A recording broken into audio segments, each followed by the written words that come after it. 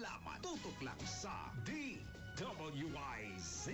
Mula umaga hanggang gabi. Updated on air and online. DWIZ. Nagbabalita ng tama. Naglilingkod ng tama. Todo Balita, Lunes hanggang Sabado dito sa DWIZ-FM 89.3 News Radio Dagupan.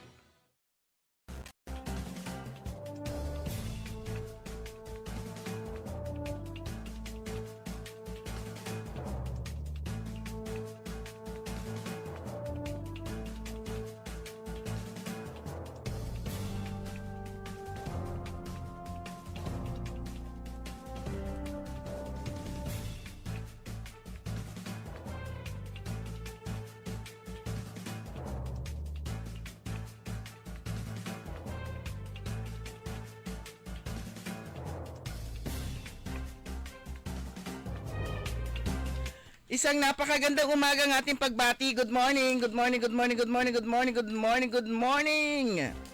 Magandang umaga po sa inyo lahat. Araw po ngayon ng Biyernes. At ngayon ay May 30, 2025 na. At oras na rin po natin programang Todo Balita at Komentaryo. As usual, sa lapon isang oras, ihahatid namin sa inyo mga balita sa ating bansa at sa ibayong dagat. Ganyan din po pagtalakay po natin sa ating mga lokal na balita. Kami po yung matagapagbalita ko po si Susan Valdez Yadaw. Ako naman si Liway Manantan Iparagire. Dumako na tayo sa ating mga headlines, sa ating balitang pambansa, mga kongresistang halo at babo sa 20th Congress. Todo Balita. Roque, iisa ang pasaporte ayon sa DFA. Todo Balita. Sa PNP, Pangulong Marcos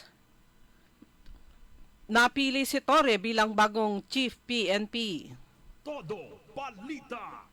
Sa ating mga lokal na balita,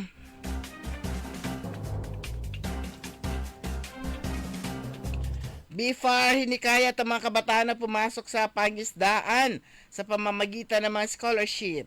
Todo Balita. Campus TV broadcasters mula sa Dagupan City High wagi sa NSPC. Todo Balita. Kalagahan ng pagbayad ng amilyar ipinabatid sa bunlag mga tax declaration in-issue ng Assessor's Office. Todo Balita. Sa balitang pampalakasan, Abueva ipaparada ng Northport laban sa TNT. Todo Balita.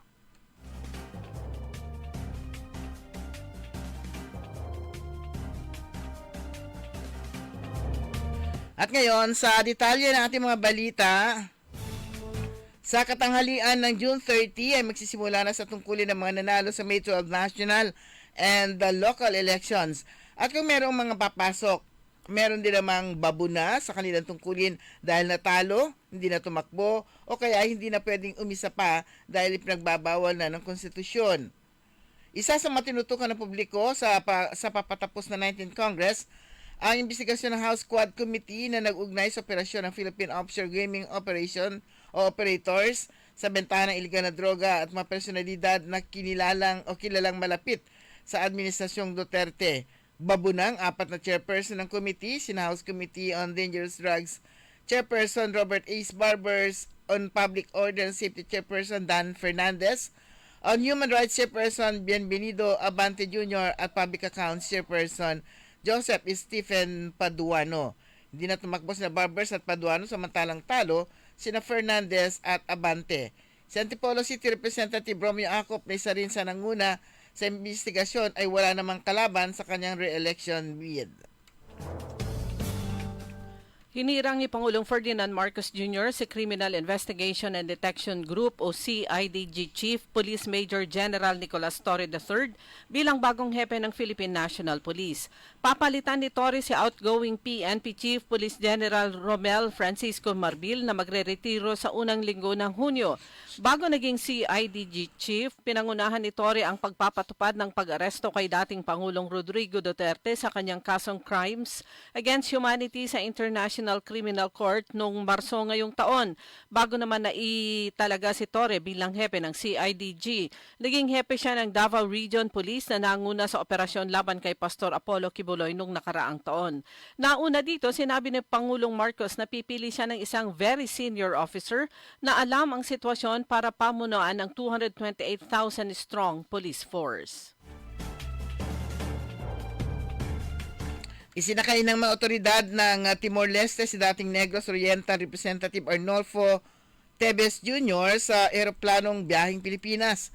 Sakay si Tebes na eroplano ng Philippine Air Force. Matatanda inihayag ng Timor-Leste government na i-deport nila si Tebes sa lalong madaling panahon dahil wala itong valid visa at legal authorization para manatili sa kanilang bansa. Ikakonsidera rin ng Timor-Leste na banta sa kanilang national security ang presensya ng paganting si Tebes. Noong Martes na gabi, inaresto ng motoridad si Tebes sa kanyang bahay sa Dili, Timor-Leste. Naharap si Tebes sa mga kasong murder, kaugnay ng pagkamatay ni Negros Oriental Governor Ruel Digamo at siyam na iba pa na binansagang Pamplona Massacre.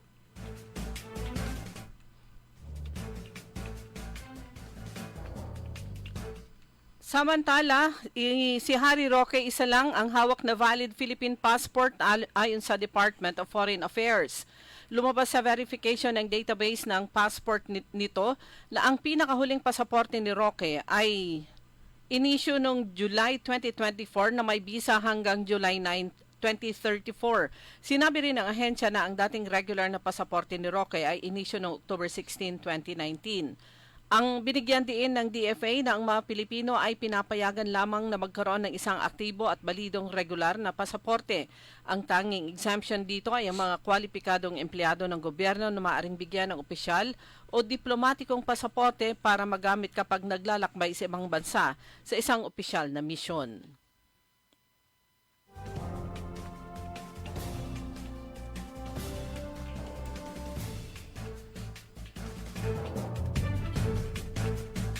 Samantala, tanggal na sa gabinete ni Pangulong Ferdinand Bongbong Marcos Jr. sina Solicitor General Minardo Guevara at Commission on Higher Education Chair Prospero de Vera III matapos tanggapin ang kanilang courtesy resignation. Sa press conference, sinabi ni Executive Secretary Lucas Bersamin na si Guevara ipapalitan ni Darlene Berberabe, ang kasalukuyang Dean ng College of Law ng University of the Philippines. Si Child Commissioner Shirley Agrupis, dating presidente ng Mariano Marcos State University sa Ilocos Norte naman ang papalit kay De Vera. Nanatili naman sa kanilang pwesto sina Justice Secretary Jesus Crispin Remulla, DILG o Interior and Local Government Secretary John Vic Remulla at Defense Secretary Gilbert Teodoro. Kaugnay naman sa impeachment, inilipat ni Senate President Francis G. Escudero ang presentasyon ng Articles of Impeachment laban kay Vice President Sara Duterte sa Hunyo 11 upang unahin ang mga priority legislative measures bago mag-adjourn ang 19th Congress. Sinabi ni Escudero na ang Kongreso ay mag-a-adjourn siniday sa Hunyo 14, 6 na araw na lamang ng sesyon ang matitira sa 2 linggo bago matapos ang 19th Congress, kaya dapat matalakay ang ilang priority measures na nakabinbin sa lehislatura. Sa liham na ipinadala kay House Speaker Ferdinand Martin Romualdez na ang kopya nito ay pinadala rin sa tanggapan ni Vice President Sara Duterte. Sinabi ni Escudero na meron hindi bababa sa 12 mahahalagang panukala ang ipinangako ng Kongreso na ipasa sa natitirang bahagi ng 19th Congress. Ang mga sumusunod na panukala ay tinalakay ng mga pinuno ng Kongreso kasama si Pangulong Ferdinand Marcos Jr. sa Legislative Executive Development Advisory Council. Sa ating balita, sa ibaling dagat, tulad ng inaasahan, hindi pinalagpas ng Russia tagad nitong nirespakan ang pagtawag ni US President Donald Trump kay Russian President Vladimir Putin ng baliw dahil sa pag-atake sa Ukraine. Ayon kay Dmitry Peskov, tagapagsalita ni Putin, maaring stress out o dumaranas si Trump na emotional overload dahil sa niresolba nito mga problema ng Amerika, kaya agad itong nakapagbitaw ng mabigat na salita laban sa kanilang leader. Aniya, hindi nasisiraan ng bait si Putin dahil ginantihan lang nito ang ginawa ng Ukraine. Magugunita ay kinadismaya ni Trump ang tatlong sunod na pag-atake ng Russia sa Ukraine kung saan gumamit sila ng 367 drone at missile na ikinasawi ng 13 katao. Naniniwala naman si Ukraine President Volodymyr Zelensky na malakas na loob ng Russia na bombahin sila dahil sa pagiging tahimik ng US at ilang kaalyado nilang mga bansa. Dumako naman tayo sa mga balitang lokal. Malaki o wagi ang grupo ng TV Scriptwriting and Broadcasting Team mula sa Dagupan City National High School na nagrepresenta sa Region 1 sa katatapos na National Schools Press Conference na ginanap sa Ilocos Sur. Number 1 o nanguna si Eliza Geraldine Siralde, siya ang napili bilang Best Anchor sa Secondary.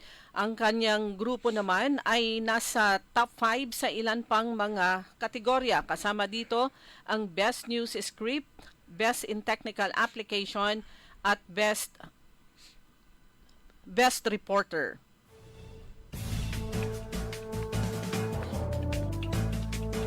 Upang may sulong ang pakikilahok ng mga kabataan sa sektor ng pangisdaan, inilunsad ng Bureau of Fisheries and Aquatic Resources sa rehiyon ng Ilocos ang Tagnawa Information Caravan na ginanap bilang pagdiriwang ng Ocean and Fisherfolk Month at bilang bahagi ng Fisheries Scholarship Program ng ahensya.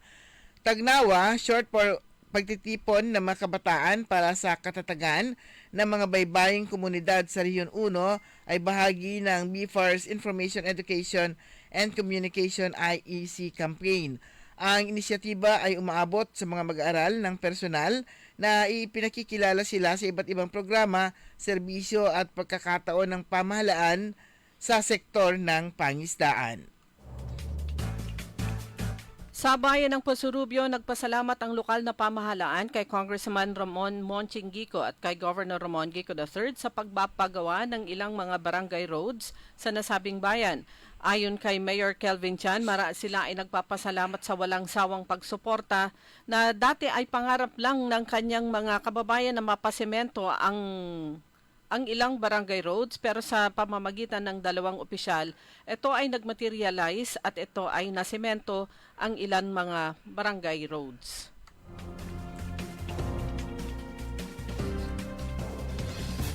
Sa bayan ng Bayambang, tuloy-tuloy Municipal Assessor's Office sa pag-appraise, pag-assess at pag-issue ng mga tax declaration para sa mga bagong naitayo at na-discovering istruktura, mapa-residential man o commercial building. Noong May 15, ang team mula sa Municipal Assessors ay nag-ikot sa Barangay Bunlag 1 upang ipaalam sa mga residente na ang pagbabayad ng amilyar o buwis sa lupa at istruktura ay tinatakda ng batas. Sa klaw dito, hindi lamang ang mga commercial building, kundi pati na rin ang mga residential building with exemptions. Isa sa real property tax o amilyar sa mga pinanggagalingan ng kita o revenue ng munisipyo upang may pangtustos sa lahat ng development projects ng lokal na pamahalaan. Sa ganitong paraan, ang bawat residente ay may ambag sa pamamahala at pagpapaunlad ng bayan. Pupunta naman ang Regional Nutrition Committee sa lungsod ng San Carlos sa pamamagitan ng kanilang technical arm para magsagawa ng annual regional monitoring and validation para sa local level plan implementation protocol. Ito ay para naman sa Regional Nutrition Planning and Evaluation Team sa kanilang pag-ikot sa iba't ibang lokal na pamahalaan. Layunin ng nasabing aktibidad na i-assess ang local nutrition program implementation at ang performance naman ng local nutrition focal points kaugnay sa compliance sa nutrition standards na ginawa ang nasabing aktibidad mula May 26 hanggang kahapon May 28. Nag-courtesy call din ang grupo kay Mayor Julier Ayoy Resuello at ito naman ay ikanilang iprinisenta ng lokal na pamahalaan ang overview sa kung ano ang ginagawa ng local government para naman sa kanilang nutrition planning and evaluation para sa kanilang mga kababayan. Sa siyudad ng Alaminos, isang umagang hitik sa kaalaman sa sining ay sinagawa ng lokal na pamahalaan ng lungsod ng Alaminos sa pangunguna ni Mayor Arts Brian Celeste, katuwang ang City Library Office at Alaminos Painters Association sa ginanap na Summer Art Program noong Miyerkules upa na nilahukan ng unang batch ng mga aktibong chikiting, edad 9 hanggang 10 anyos. Layunin ng programang ito na hubugin ng talento at pagkamalikhain ng mga bata at sa pamamagitan nito ay naipapahayag nila ang kanilang mga ideya at pagmamahal sa sining habang sila'y nag-i-enjoy at natututo. Dumako naman tayo sa mga balitang lokal. Sa basketball, ipaparada ng Northport at TNT Tropang 5G ang kanilang mga bagong hugot sa Season 49 PBA Philippine Cup sa Smart Araneta Coliseum. Isasalang ng Batang Pierre sina Calvin Abueva at Jeric Balanza sa pagharap sa Tropang 5G na itatampok si Phil Australian Jordan Hidding mamayang alas 5 ng hapon. Nakuha ng Northport ang 37 years old na si Abueva kasama si Balanza sa isang second round pick sa Season 51 draft matapos ibigay si William Navarro sa Magnolia. Sumanya kabuuan ng ating newscast sa ating Todo Balita at Komentaryo. Kami po niya matagapagbalita. Ako po si Susan Valdez daw. Ako naman si Liway Manantani para Giran. Kantabay natin sa technical side si Ka Edwin Inong. Oras po natin, ganap ng alas 5:22. Ang balitang ito ay inihatid sa inyo ng Bingo Plus. Download Bingo Plus app now on Google Play and Apple App Store for a chance to win up to 312 million pesos jackpot prize. Visit bingoplus.com to learn more. With Bingo Plus, bingo sa saya, plus sa panalo. Gaming is for 21 years old and above only. Game responsibly. Keep it fun. Magandang araw po sa ating lahat, sa ating mga bisita. Inaanyayahan ko po kayo sa aming lungsod ng Alaminos para po mabisita at ma-experience ang ating mas pinagandang 100 Islands. Marami na pong pagbabago sa ating mga isla at sana makita namin kayo dito sa aming lungsod para po makapag-swimming, makapag-enjoy kasama ang inyong barkada at ang inyong pamilya itong summer vacation. So tara na dito sa Alaminos City para sa ating 100 Islands. Ang patuloy na pagpapaganda sa 100 Islands National Park at lungsod ng Alaminos ay pinangungunahan ni Mayor Art Brian Celeste. Uy Suki! Manaanap kayo na mamuran sa saliwan? Malinis tan sariwan panangan para agaw-agaw yapon siya no walay okasyon? Walay suggestion meet si kayo. Galila at Macador Market. Yadiman, makasaliw na mamura. Sariwa, tan malinis, yasasaliwan niya karne na baboy tan baka. Manok, sira, pising, tan nanduruman Ricardo para panangan. Narumog yung mat at Macador Market susaliwan na dry goods, groceries, panangan, tan walamat sulakuan na prutas. Anthony Seren so alagaran nyo. Gawa yung nanduruma supon sayo agaw-agaw at Macador Market. Lukas agaw-agaw sa Macador Market. Manlapod alas 4 at palbangon. Hanggang alas 8 yalabi. Bisita kila at Macador Market. Galvan tan Zamora Street. Jad downtown at syudad na Daguban. Huwag papayag na wala kang alam sa balita. Maiiwan ka niyan. Huwag kang papayag na hindi mo alam ang latest. Ma-out of place ka niyan. Programang hatid ang tamang balita at tamang impormasyon. Hindi lang sa Maynila, kundi sa buong bayan.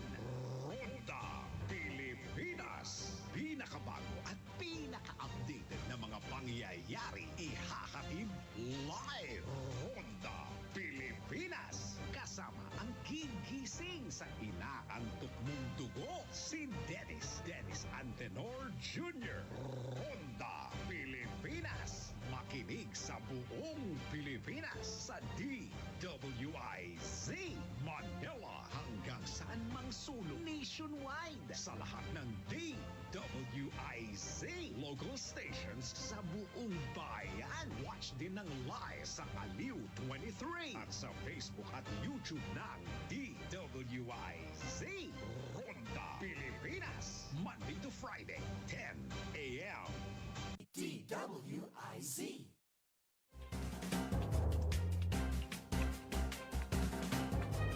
Alas 5:25, tuloy po ating programa Todo Balita at Komentaryo. Nasa ikalawang bahagi na po tayo nating programa. At syempre kami pa rin po yung mga kasama. Ako po si Susan Valdez daw. Ako naman po si Liway Manantani para Giran. Belated happy birthday kay Kapitana Filipina de los Santos. At binabati na rin natin siya na tumanggap ng Dangal ng Bayan Regional Award. Ayun, regional awardee siya. Ang award giving body ay ang HAP at saka ang Civil Service Commission. Congratulations, mataas na karangalan po yan, yung binibigay na yan, lalo na ito po ay galing sa Civil Service Commission. Parang ilang beses na rin siyang tumanggap ng award mula sa Civil Service, CSC, at saka DILG. Ayan. Congratulations, Kapeng. Makuli mo lanti. Oo, makulit. At saka marami siyang organizations, pero active siya sa mga organizations din niya. Yan. Sa mga non-government organizations. Kasama po natin siya sa Inner Wheel Club, pero nasa siya sa Inner Wheel Club of Dagupan. Tsaka sa Girl Scout of the Philippines, Dagupan Council. At sa Rotary Club of Downtown Dagupan. Ayan, at marami pang iba siguro. Yeah. Congratulations, Kapeng. Ito naman, binabasa ko yung Statement on the Acceptance of Resignation as CHED Chairman. Statement ito ni Sir Prospero de Vera III. Kababayan po natin mula sa Tayug yata, 6th District. Di ba pinag-resign lahat ng Malacanang, lahat ng cabinet members na magbigay ng courtesy resignation. Yung iba hindi tinanggap. Pero itong kay De Vera, Chairman De Vera, tinanggap niya. Ang sabi niya, si outgoing CHED Chairman Prospero de Vera III, sabi niya, "It has been the honor of a lifetime to serve the Filipino people and to give an opportunity to every aspiring young Filipino." 7 years siya as CHED Chairman at marami siyang achievements at napalakas itong pagbibigay ng libreng edukasyon sa maraming kabataang Pilipino. Yung scholarship program, pero ang sabi nga niya, winelcome din niya, kinongratulate yung bago, si Commissioner Shirley Agrupis. Siya yung designated as new chairperson of CHED. Ayan, speaking of scholarship, ongoing na po yung pamamahagi, pagbibigay ng form para sa renewal ng scholarship ng mga mag-aaral sa siyudad ng Alaminos. Ayan. Parang sa Rosales, meron na rin silang announcement na yung mga gustong mag-apply, meron na ring schedule. Mm-hmm. So yung mga rin yon, may entrance exam po doon sa bayan ng Rosales. Pero ito, pagbibigay nga nila ng opportunity sa ilan na matulungan sa kanilang expenses. Sa mga mahilig kumain ng shellfishes, dito po sa coastal waters sa Bulinaw and Anda na nagpositibo kamakailan sa red tide ay tignan natin ang shellfishes collected and tested from coastal waters sa Bulinaw and Anda in Pangasinan are still positive for paralytic shellfish poison or toxic red tide. Yun, that is beyond the regulatory limit. So, lahat ng uri ng shellfishes o mga alamang gathered from these areas are not safe for human consumption. Pero yung mga fish, squids, shrimps, and crabs, safe naman yung mga yan, basta ba fresh sila at hugasan lang mabuti. At saka yung internal organs, tanggalin na lang. Yung mga mahilig sa bugi at saka sa mga intestine, tanggalin na lang bago kapag kalulutuin, para sure. Tiisin nyo muna, huwag mag-ulam ng yung iba kasi, sarap niyang bugi. Ilang weeks na rin yan, Tagal na. Oo. Pero, antay lang po. Darating din yung araw na magne-negative na yan ng ilang beses and then di-declare na nila na pwede na. Kasi maski sa ibang lugar din maski sa ibang lugar, pa rin, positive din for red tide toxin. Kaya wala tayong gaano nakikitang mga tahong ngayon sa palengke.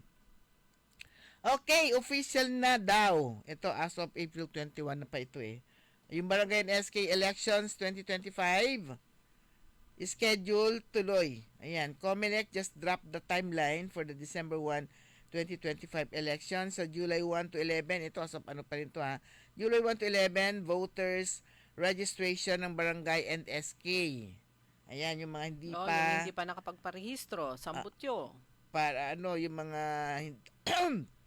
hindi nakapagrehistro noon. October 1 to 7, filing na ng COC.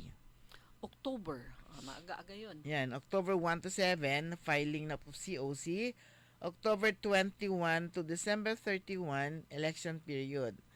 So, November 20 to 29, campaign period. And December 1, Lunes, election day, alas 7 ng umaga hanggang alas 3 ng hapon. Ayan, tuloy na December tuloy na ito. 21, antes na Christmas. December 1. December 1. December 1. Agi, dakil iray mi karo na advance yak yun da. Mangkaroling ira. Oo. Filing pa lang mangkakaroning laratan. Definitely marami na po ang nagdadasal. Pareho yung mga incumbent at yung mga gustong tumakbo. Ayan. So, magparehistro, makiisa at bumoto. So, ang source dito ay COMELEC Resolution number 11132, April 21, 2025. So, mga kaibigan, bilis po ang oras natin. Ganap na alas 5:32. Babalik po tayo pagkatapos po lamang ng ilang paalala. Ladies and gentlemen, the new face of your favorite restaurant in Dagupan City. The original party place in town. The Music Warehouse Club Dagupan City. No need to go to Manila's top bars like Silo and BSK Club. Dagupan has it all. Fully air-conditioned with free entrance, free parking, and restrooms for all. Doors open at 7 p.m. Do well, live well, and dress really well. Find us at Paris Street, Barangay Pogo, Chico. Contact us at 075-522-2617. Reserve your tables now. Uy Suki! Mananap kayo na mamuran sa saliwan? Malinis tan sariwan panangan para agaw-agaw yapon siya no walay okasyon? Walay suggestion meet si kayo. Galila at Macador Market. Yadiman, makasaliw na mamura. Sariwa, tan malinis, yasa saliwan niya karne na baboy tan baka. Manok, sira, pising, tan nanduruman Ricardo para ud panangan.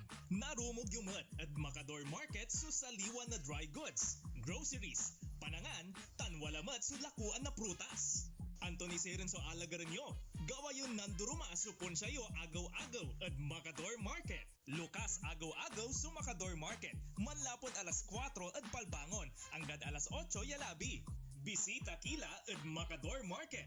Galvan tan Zamora Street. Jad downtown at syudad na Dagupan. For high appraisal and quick processing, avail of a City State Savings Bank jewelry loan. It's the handy, perfect solution for your temporary medical, educational, business, and other needs. Get a jewelry loan at only 2% per month and for a term of 6 to 12 months. Just bring one valid ID and proof of income. Your precious jewelry would be insured and there are no hidden charges involved. You've saved for and invested in jewelry for such a time as this. Let City State Savings Bank lend you some of the cash it's worth for when you need it the most. Inquire now at your nearest City State Savings Bank branch or call 8470-3333 or visit us at our Facebook page. DWIZ.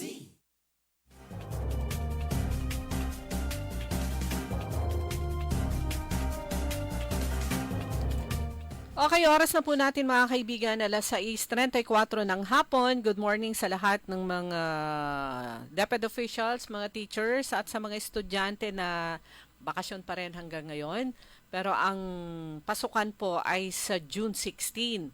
Pero ang Brigada Eskwela mag-uumpisa po yon ng June 9. At dito sa Dagupan City Schools Division, ang launching, ang host ay ang Dagupan City National High School. At kahapon nagkaroon tayo ng pagkakataon na bukod sa ma-interview yung mga winners ng mga TV broadcasters mula sa City High, ay nakunan din natin ng, na-interview rin po natin si Principal Sir Willie Gibb. Isa sa mga naitanong po natin ay yung preparasyon nila kaugnay sa Brigadas Eskwela. Pero bising-busy yung nakikita kong daliri na Anyway, parinig lang, short lang po ito, yung panawagan, mensahe ni Sir Willie Gibb sa lahat, lalo na patungkol nga sa nalalapit na Brigada Eskwela. We would like to invite everyone to join us po ang ating SDO Dagupan City, ang inyo pong Dagupan City National High School, of course, ang SDO Dagupan City sa pangunguna po ng ating Superintendent, Dr. Rowena Panzon, and our Assistant Superintendent, Dr. Annalisa Chan, in partnership with our local government unit led by Mayor Belen Fernandez. All of the different stakeholders, we are inviting you po to join us as we open the Brigada Eskwela on June 9 dito po sa Dagupan City National High School. And tuloy-tuloy pa rin po yung ating enrollment na ganun din po. Sasabay po yung ating enrollment which will open by June 2. And actually, nag-start na, may mga nandyan na po, but we'll opening the different enrollment kiosks para sa inyo. Tuloy-tuloy po yan hanggang sa Brigada Eskwela, so that we can also prepare po yung ating Dagupan City National High School for the opening of the school year by June 16. Whatever you can bring, tulungan nyo po kami, lalong-lalo na po sa ating sa field ng manpower, para po mapaganda po natin yung ating opening ng school year 2025-2026. Sa mahabang oras mo. Ayan. Extra na yun. Pagpapasalamat. Ayan. So, launching ng Brigada Eskwela, June 9. Dire-diretso na po yun. Pag-uumpisa naman ng pasukan ay June 16. So, bumalik na po sa June yung opening of classes. Pero yung iba yung naghahanan nilang nagbibrigada. Oo, meron din yung mga teachers na yung kanilang mga classrooms, nung pisehan na rin nilang linisan, yung iba nagpapapintura na, para konti na lang yung kanilang gagawin. Ayan, good morning nga pala yung mga suki natin. So, tayo pala yung suki sa Aduring. Hi, good morning. Si Marie, at saka si Nino, at saka si Tess, at saka yung mga kasamahan nila. Ayan. Naboses na, parang kilala ko itong boses na ito. Kuwanda ko pantutungtungan yung may Brigada Eskwela. Good morning sa inyo. Sa kanina yon. At saka napakasarap yung kanilang pata. Masarap lahat. Itong monkeypox, di ba, na na natin ito nung mga nakalipas na mga araw. Meron ng buti na lang sa Dagupan, wala po ha. Wala pang nagpo-positive dito. Pero medyo mag-ingat na raw tayo kasi nakapasok na sa Pilipinas. Meron na sa Western Visayas, Region 6. Sa Iloilo City, meron 4 suspected sa Iloilo Province at saka isang confirmed. Iloilo City, merong 1 confirmed at saka 4 suspected. Sa Iloilo Province, 1 confirmed din. Sa Central Visayas, Region 7, merong sa Cebu Province meron ng isang confirmed. Sa Mandawi City at Lapu-Lapu City, tig-isang suspected. Sa Zamboanga Peninsula, bakit kumalat nga eh? Sa Zamboanga Peninsula, merong isang confirmed. Sa Davao Region, sa Davao City, dalawa ang confirmed. Davao del Sur, isang confirmed. Davao de Oro, isang confirmed, 2 suspected. Sa Soc-Sargent Regions 12. Sa North Cotabato, 1 confirmed. South Cotabato, 10 confirmed. Dami na Sultan Kudarat, 1 confirmed. Sa Barm, Cotabato City, 2 suspected. Maguindanao del Norte, 2 confirmed and 3 suspected. And Maguindanao, 1 suspected. Nako. So, lang tayo? Basa-basa lang kung ano itong impacts na to at kung paano to maiiwasan at kung paano mapapangalagaan kung sakali. Pero wala pa at wala naman sana at wag naman sanang makapasok. Wag sana makarating dito sa Luzon. Sa Luzon. Yan, nandiyan lang siya sa Anyway, merong isang dagat pa yung pagitan. Kaya lang, siyempre, di ba, biyahe-biyahe lang ganyan. Biyahe. Kaya nga noon, nung COVID-19 talaga ni-restrict yung mga biyahe, lalo na yung sa aeroplano at saka barko. Kasi siyempre, maraming sumasakay dyan and they go to different places. Ito po, Mpox na to, is an infectious disease na pwedeng mag-cause ng painful, yung masakit na mga rashes, enlarged lymph nodes, fever, headache, muscle ache, back pain, aray ko, masakit-sakit ang likod ko, and low energy. So most people fully recover but some get very sick. Ang mode of transmission nito, paano itong makukuha o paano makakahawa to? Mpox spreads from person to person, mainly through close contact with someone na mayroong Mpox. Kasama na dyan yung members of a household.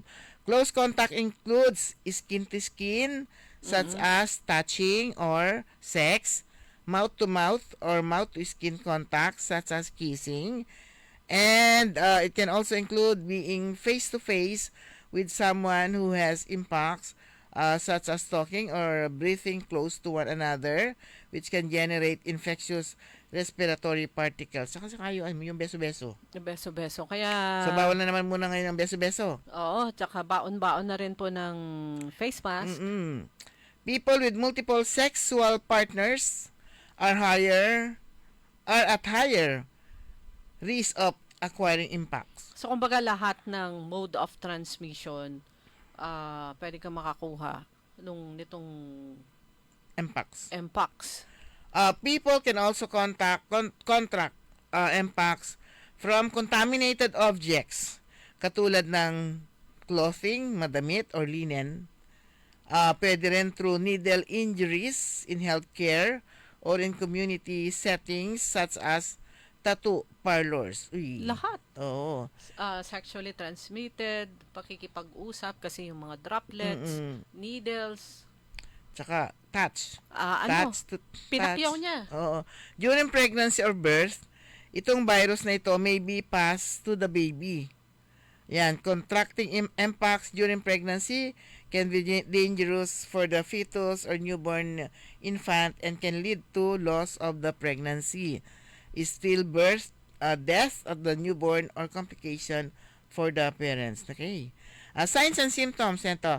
Mpox causes signs and symptoms which usually begin within a week, isang linggo, but can start 1 to 21 days after ng exposure mo dun sa kung saan ka na-expose. Symptoms typically last 2 to 4 weeks, parang isang buwan, but may last longer in someone with a weakened immune system. So, palakas tayo ng immune system natin ulit. Common symptoms of Mpox are ito nga, rashes, fever, sore throat, headache, muscle aches, back pain, low energy, swollen lymph nodes. Para ka na rin natatrangkaso. Intindi niya. For some people, the first symptoms of Mpox is a rash, while others may have fever, muscle aches, or sore throat first. Yun, pwedeng mauna. Hindi pwedeng mauna yung rashes lang, o pwedeng nilalagnat ka na, or yung muscle aches, or yung sore throat. Parang din, Parang COVID din yung sore throat. Kailang mas mas matindi. Pati yung transmission. Grabe. Tsaka may rashes siya. The Mpox rash often begins on the face and spreads over the body, extending to the palms. Yan, muna sa mukha, kumakalat siya sa katawan. Tapos pati sa palad na, meron na rin. At saka saray, masakit to. Yung soles ng paa. It can also start in other parts of the body where contact was made, such as the genitals. It starts as flat sore, yan parang flat lang siya, na nagdi-develop into blister. Yung parang pumutok-putok yun, di ba? Filled with liquid na may tubig na makati at masakit. As the rash heals, yung natutuyo na, the lesions dry up, cross over and fall off. Aray ko, ngingilabot ako. Some people may have one or a few skin lesions and others have hundreds or more. Depende, no? Parang merong konti lang, may marami. This can appear anywhere on the body, including yun sa palad natin, sa talampakan, sa mukha, sa bibig, mouth and throat. Pati doon sa parte na yon, na mga groin and genital areas. Grabe. Hanggang tumbong. You can just imagine yung gaano katindi yung effect nito. Some people also have painful swelling on their rectum. Aray ko. Or pain and difficulty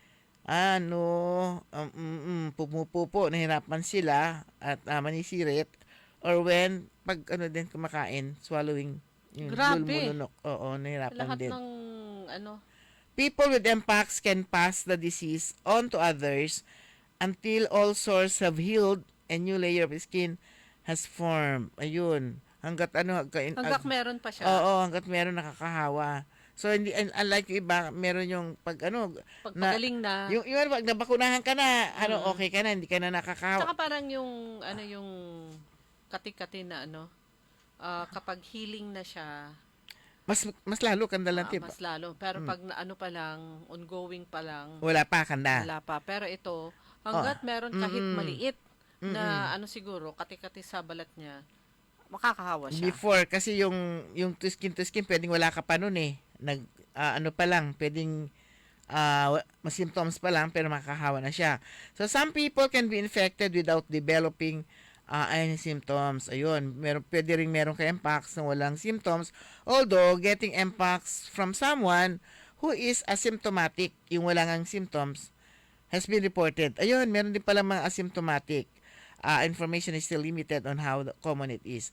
So, yung mga bata, pregnant people, and people with weak immune system, including people living with HIV, are not well controlled, are at higher risk. With HIV pala that are not well controlled are at higher risk for serious illness and death due to complication from mpox. So stay kasi safe. Pag HIV positive, compromise na yung ganyan immune system.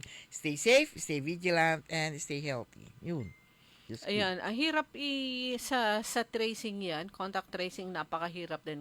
Kunyari, nagkaroon kayo ng bisita, galing naman sa ibang probinsya, dito sa Luzon. Sabi ko, saan kaya? Baka naman yung dumating na yon, nagkaroon siya ng close contact ng galing sa kung saan may positive na. Ito, may nakita kong picture. Ito na naman ako.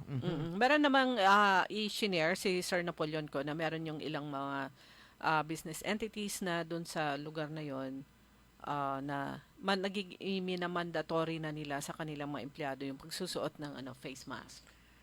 Siguro kahit siguro sa atin parang na rin protection na rin, siguro simulan na rin siguro mag face mask na rin. Plus syempre usong-uso pa rin po ng ubo-sipon dito sa atin dahil naman sa hindi maintindihang klase ng yung init tapos yung biglang uulan.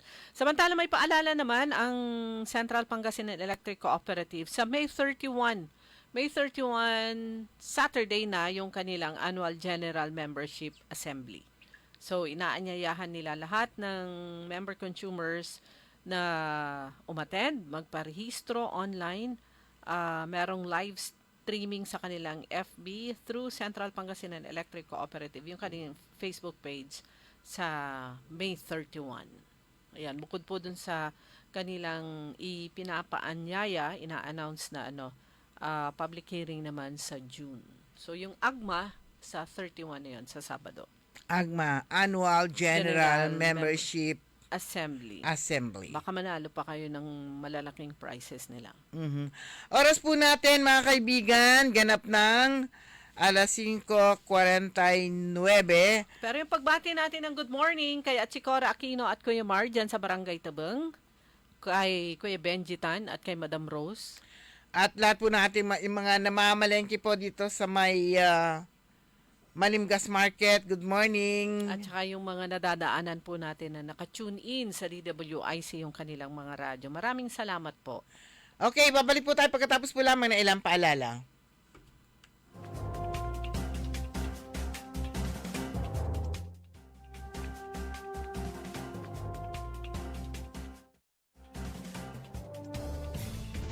Papalakas ng papalakas, palinaw ng palinaw. Mga balita at impormasyong naiintindihan dahil malinaw mong nalaman. Tutok lang sa DWIZ. Mula umaga hanggang gabi. Updated on air and online. DWIZ. Nagbabalita ng tama. Naglilingkod ng tama. Pagsapit ng alas 12 12 bago ka mag-lunch o kaya nagla-lunch ka. Dagdagan pa ang mga alam mo para hindi ka naman huli sa balita.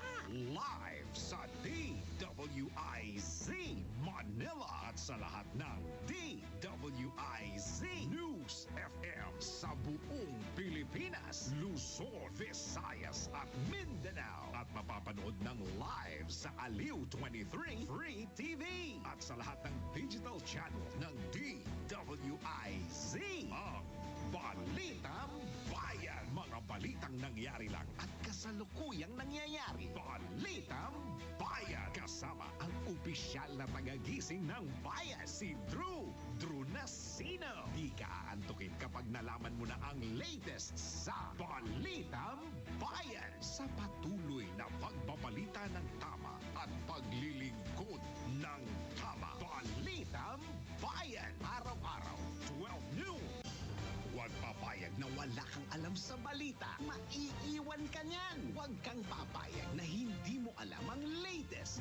Out of place ka niyan. Programang hatid ang tamang balita at tamang impormasyon. Hindi lang sa Maynila, kundi sa buong bayan. Ronda Pilipinas. Pinakabago at pinaka-updated na mga pangyayari. Ihahatid live. Ronda Pilipinas. Kasama ang gigising sa inaantok mong dugo, si Dennis Antenor Jr. Ronda Pilipinas. Makinig sa buong Pilipinas sa DWIZ Manila hanggang saan mang sulong nationwide sa lahat ng DWIZ local stations sa buong bayan. Watch din ng live sa Aliw 23 at sa Facebook at YouTube ng DWIZ Ronda Pilipinas. Monday to Friday, 10 a.m. DWIZ.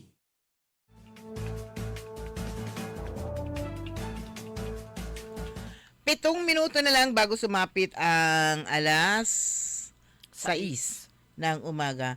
Congratulations kay PSU President Dr. Albert Albert. Dr. Albert Galas. Albert yun, hindi siya Albert. Albert. Aliway kintuya, nag-typo. Galas. Tinalaga siya bilang president ng Philippine Association of State Universities and Colleges Region 1, effective June 1, 2025. Ayan, si Dr. Galas ang pinagkaisang binoto bilang Pangulo ng Philippine Association of State Universities and Colleges noong May 19, 2025 sa pagpupulong ng nasabing asosasyon na ginanap sa lalawigan ng La Union. So magsisilbi siya na tatapos na termino ng papaalis na pasok. O yun po yung Philippine Association of State Universities and Colleges 1 President na si Dr. Jaime Manuel ng DMMSU hanggang October 2026. Ayan, yung ating pagbati kay Pangulong Galas. Parang may event ng... Mamayang hapon. Okay. Yung tie-up nila ng DOST. Ayan, tapos na, timing lang na lumabas. Sabi, parang may event ng ano. So, may hapon yon. Mamayang hapon. Di ba, memorize natin ang dates. Pag on the day na mismo, nakakalimutan mo na. Hindi na maalala. Anyway, congratulations pala sa DPWH dun sa Western Pangasinan. Lalo na po at bakit natin kinocongratulate? Kasi patapos, marami silang mga project na patapos na. Kasama na dyan yung bahagi nila, yung part na yun sila mag-i-implement, bahagi ng Bulinaw Bridge. Yung sa kanila, Santiago Island. Sa inland, sa Santiago Island, sa approach nito. Tapos yung project din na ini-implement ng DPWH Western Pangasinan, ito yung project naman na ni Congressman Art Celeste, yung kanilang convention center, malapit na rin matapos. Sa Bulinaw din yan. Sa Bulinaw din, andun sa poblasyon mismo.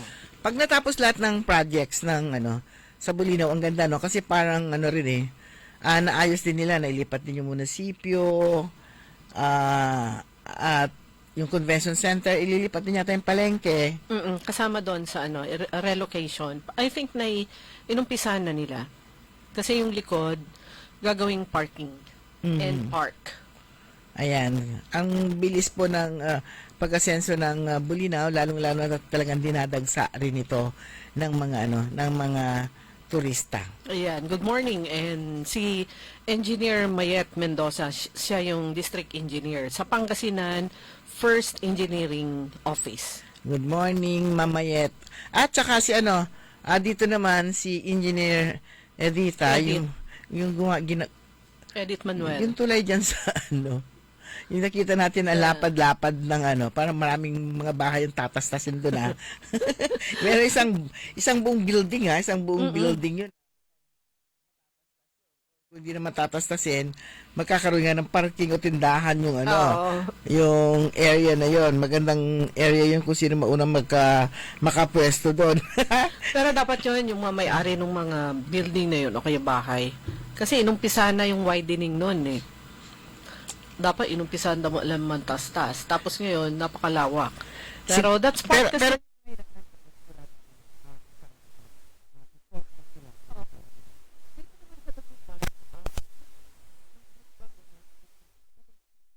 Nagki-clearing operation yung ilang mga members ng POSO, pero create yung may isang team. Ito yung clearing. So, ibig sabihin yung mga nakapark doon, ng mga tricycles, mga sasakyan. Dito sa gilid ng Malimgas Market, yung tabi ng, katapat nung Aglipay ba na church, nag-clearing sila.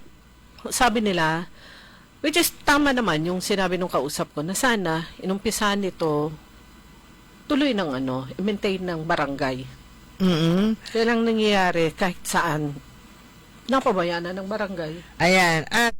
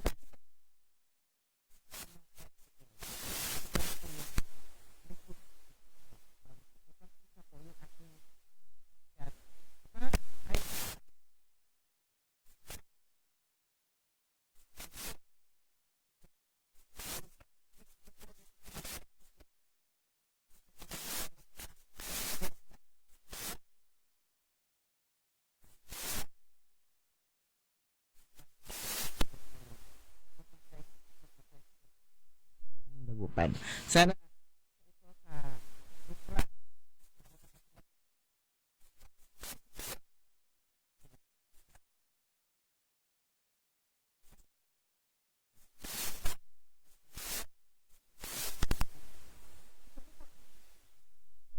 Poso. Pero tingnan sana itong downtown area na halos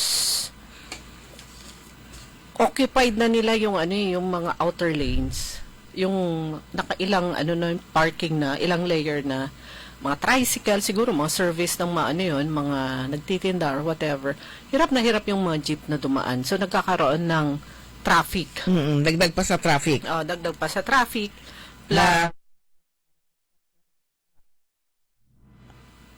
Hindi pa. Sa palengke. Palengke tayo. Hindi kaya nga.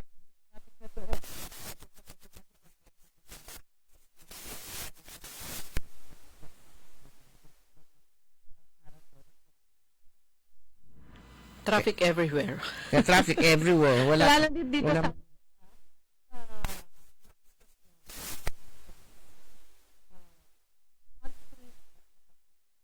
sa... buntis na ang may Nazareth Hospital.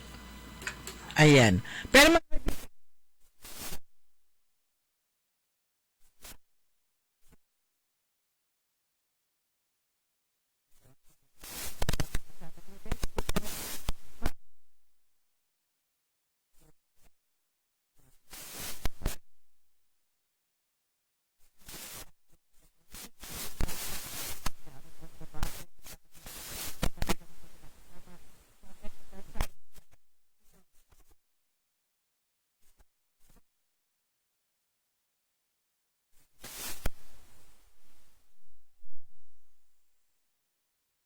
Naglilingkod sa lahat ng Pilipino. Aliw Broadcast.